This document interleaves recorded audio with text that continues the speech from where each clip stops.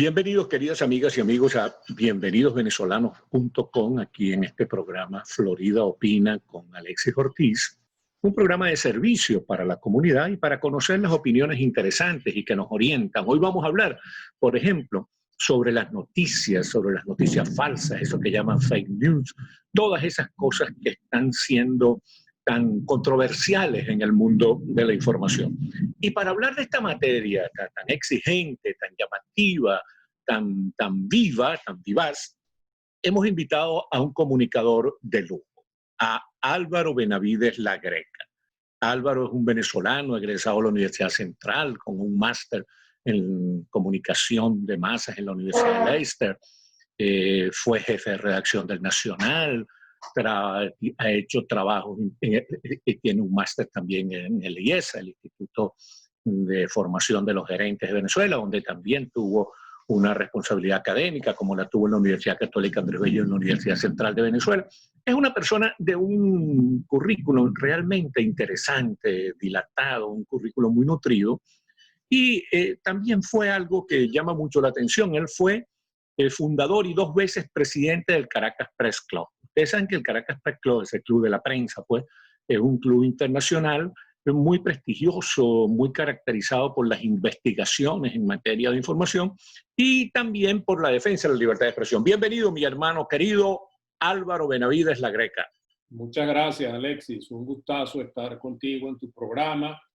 Y tú mencionaste a nuestra Universidad Central de Venezuela, y yo quiero comenzar por hacer un homenaje a ese sitio que ha sido víctima de una desidia planificada, destructora de los grandes valores del país, con la falta de mantenimiento y el desplomamiento de ese pasillo que es una insignia de nuestra casa de estudios tan importante.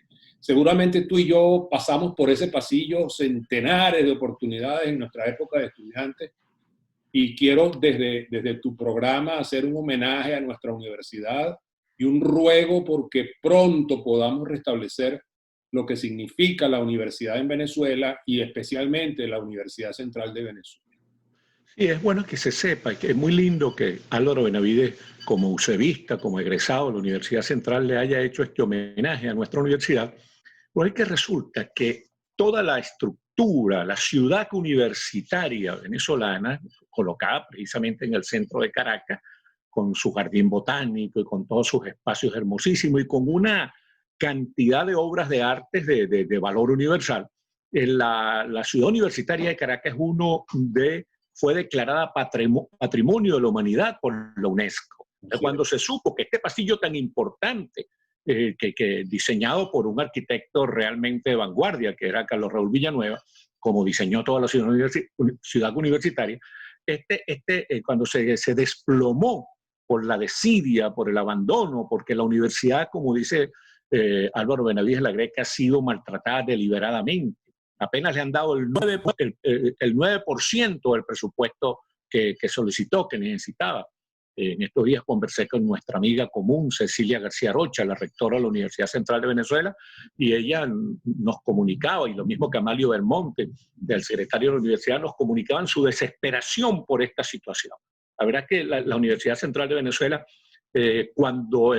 como decía el poeta, el día o la noche en que por fin volvamos, vamos a darle a la Universidad Central de Venezuela, vamos a exigir y vamos a lograr para la Universidad Central de Venezuela el tratamiento que se merece por ser la universidad pionera en nuestro país, fundada en 1721, como universidad real y pontificia.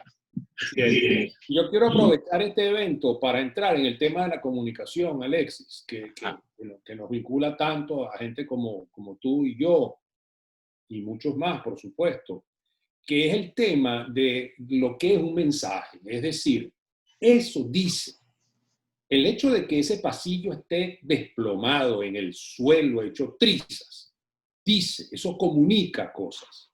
Y yo me resisto a pensar que eso sea un hecho fortuito, porque eso es lo que quiere comunicar este régimen, la destrucción del intelecto, acabar con la inteligencia. Eso es lo que está detrás de permitir el desplomamiento de ese pasillo y de la universidad entera, es un mensaje. Nos están diciendo, viva la barbarie. Aquí está Carujo frente a Vargas. Carujo frente a Vargas. Eso es lo que nos está pasando en Venezuela hoy. Y sobre el tema que mencionaste también de las noticias falsas. Ese es un asunto que nos debe llamar a la atención a todas las personas, porque las noticias falsas son producto de un equipo, de un laboratorio de destrucción. La mayoría de las noticias falsas, las que cogen fuerza, y cogen fuerza por varias razones.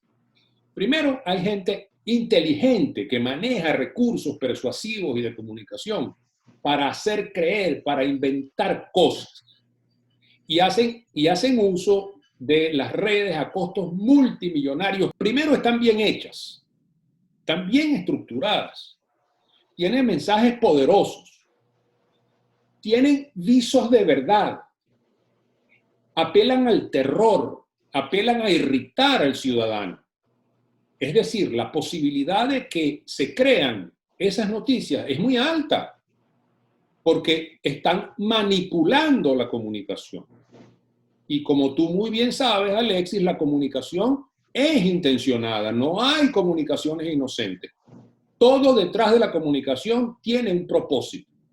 Y las noticias falsas, hechas como las están haciendo especialmente en nuestro país, están destinadas, preparadas en laboratorios, en el Mar Caribe especialmente, en una isla del Mar Caribe conectada a Venezuela por un cable de fibra óptica que pagamos los venezolanos con nuestros impuestos para entregarle el control ciudadano a Cuba, que es lo que están haciendo, porque de ahí vienen las noticias falsas. Están bien hechas, gente dedicada 24 horas al día en eso, muchas personas haciendo eso. Y además irritan, tienden a irritar, y la irritación produce a veces creencias. Tú te molestas cuando te dicen algo que te irrita. Entonces, Sí, ¿qué es lo que yo recomiendo? Y ya termino, Alex. No. Que yo recomiendo hacer frente a una noticia falsa. Primero, desmentirla. Hay que desmentirla una y mil veces. Una y mil veces a través de todos los recursos que tengamos para impedir que esas noticias cojan candela y se conviertan en percepciones, que es lo que busca el laboratorio de la fábrica de las fake news. Sí, bueno, fíjate tú, lo que te has dicho es muy interesante. Tú eres un experto en la materia y es bien bueno las orientaciones que nos estás dando a todos, porque una de las grandes calamidades contemporáneas es ese asunto de las noticias falsas y queremos ver cómo nos defendemos.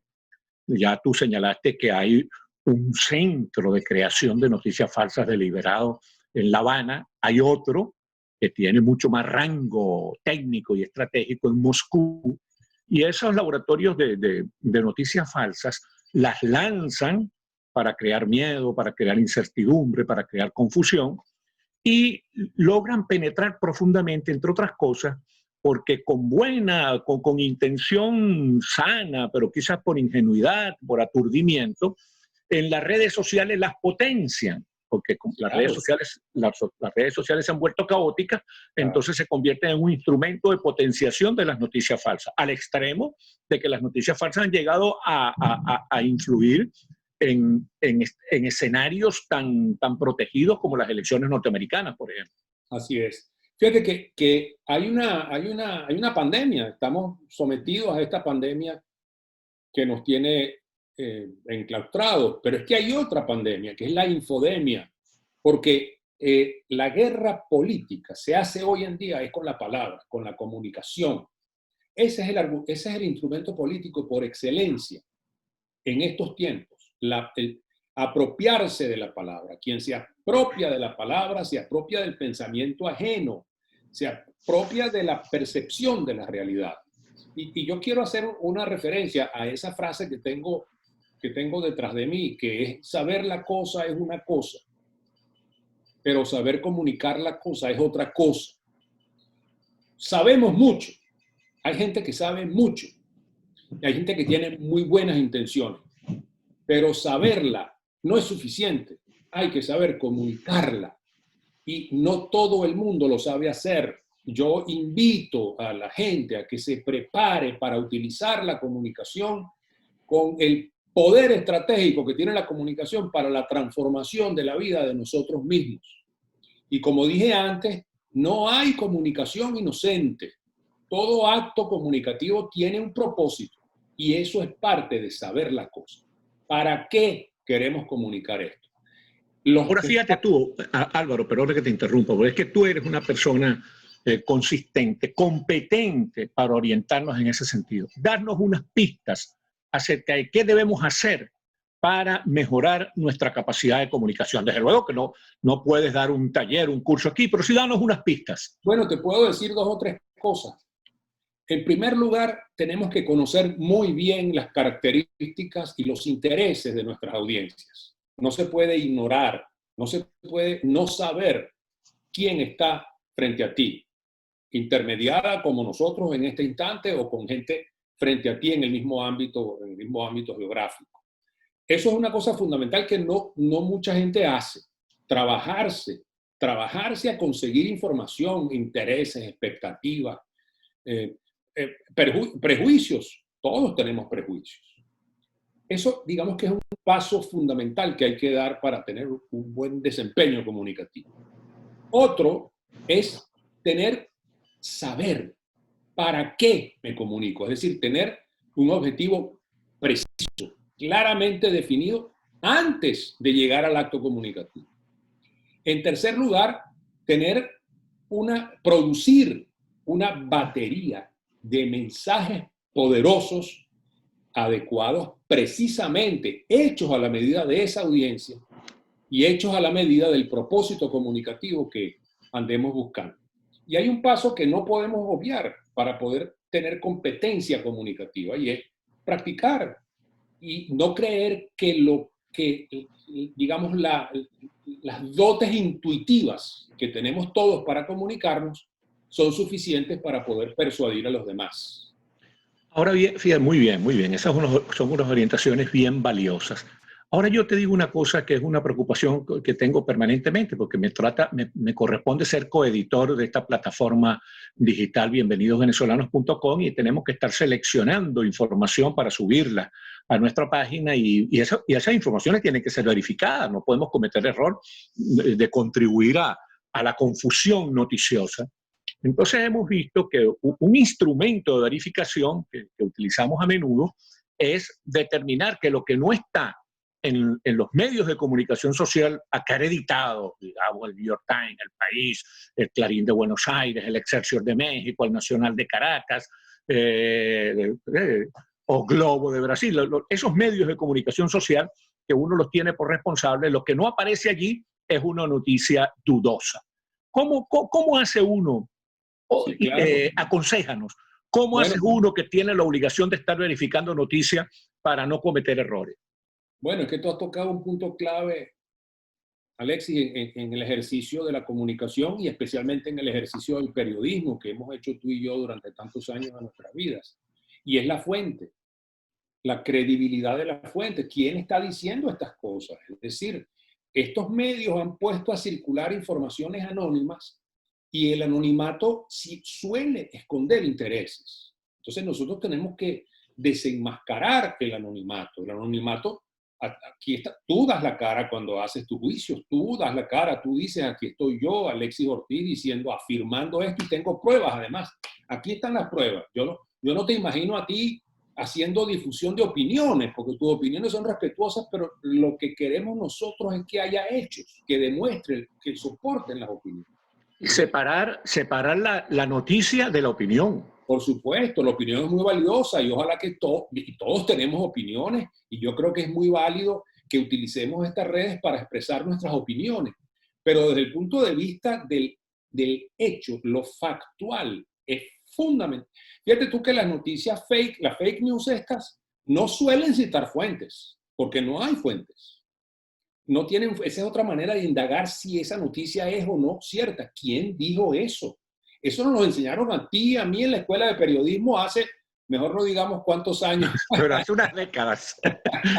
Pero nos lo enseñaron a nosotros y tú y yo lo hemos enseñado también en nuestra vida, que confirmar la veracidad de la fuente es un paso crucial. Tú encuentras jóvenes, digamos, quizá un poco incautamente replicando informaciones sin haberse ni siquiera preguntado si eso que están replicando y distribuyendo a millones de personas en el mundo tiene visos de verdad o de posibilidad. Entonces, la verdad es que esta infodemia, porque esta es la pandemia que te decía, hay una epidemia de información, caramba, que puede ser demoledora. Yo me imagino que con el tiempo, Alexis, esto se decantará y las cosas volverán a su sitio, porque ahora todo el mundo tiene un instrumento de comunicación a su alcance y todo el mundo puede compartir información. Y eso me parece muy democrático. Yo creo en eso. Pero tenemos que tener un poco más de conciencia. Se pueden destruir reputaciones muy rápidamente por estas redes. Y lo hemos visto, cómo han intentado destruir reputaciones de gente honorable, diciendo, publicando informaciones falsas sobre estas personas. Y los laboratorios tienen una difusión de informaciones positivas sobre personas cuya conducta, cuya ética es muy cuestionable también. Así que, ¿cómo controlar la veracidad de una información? Bueno, vamos a la fuente. Vamos a la fuente. ¿Quién dijo eso? Muy bien. Ahora, en medio de este torrente, este remolino, esta marabunta de noticias falsas, de noticias no confirmadas, ha aparecido un instrumento muy valioso para los personajes autoritarios, los gobernantes autoritarios, que es que toda noticia que los perjudique, entonces la acusan de noticia falsa y entonces viene un falso debate. Porque ya, claro, cuando un presidente dice que una noticia que lo perjudica a él o que lo critica simplemente es una noticia falsa, ya la voz de un presidente ya tiene per se credibilidad. Claro, porque como te digo, la lucha política se está librando es en un teléfono celular hoy en día.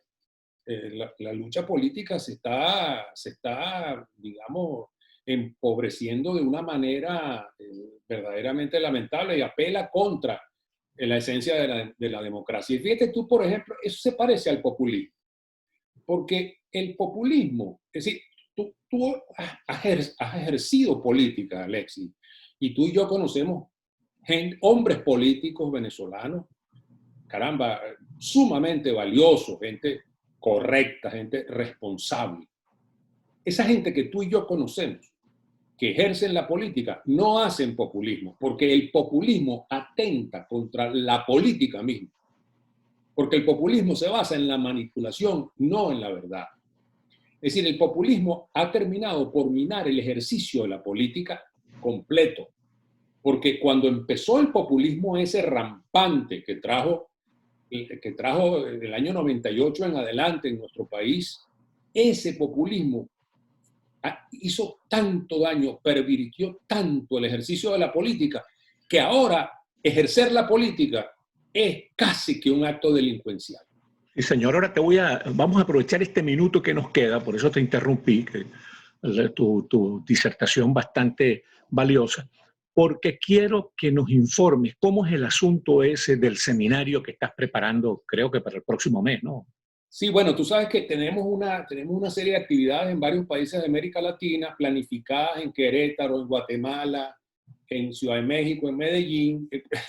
Pensábamos viajar a esos sitios a hacer unas conferencias y charlas, pero por esta situación hemos tenido que posponerlo y acudir a la capacitación virtual, y estamos planificando ese tipo reprogramando esas actividades para hacerlas vía online. Y el año que viene, en Boston, retomaremos nuevamente nuestros talleres, que los hacemos 2 veces al año y que son, digamos, un lugar de encuentro para centenares de latinoamericanos que se encuentran allí siempre. Bueno, y no quiero que se nos acabe el tiempo sin invitar a tu audiencia a que el sábado 27 de junio nos acompañen al bautizo de un libro que se llama Venezuela es tuya, Tierra de Gracia, que lo presentan además 4 venezolanos maravillosos: Tomás Páez, Laureano, Moisés Naím, y el otro es Horacio Medina. 4 venezolanos te van a acompañar. Estaremos allí otros venezolanos acompañándote. en el bautizo de tu libro, mi querido Alexis. Es bueno que estén, porque ahí necesitamos puros cuartos como tú. Bueno, muchísimas gracias a ti. Dámele un beso grande a tu muñeca, que es una mujer maravillosa. Y bueno, cuando tengas listo los seminarios, cuando ya lo tengas las fechas concretadas, nos avisas para hacer un programa sobre eso. Muchísimas gracias a Álvaro Benavides La Greca y a todos ustedes por haber tenido la paciencia y la amabilidad de escucharnos y vernos. Muchas gracias, Alexis.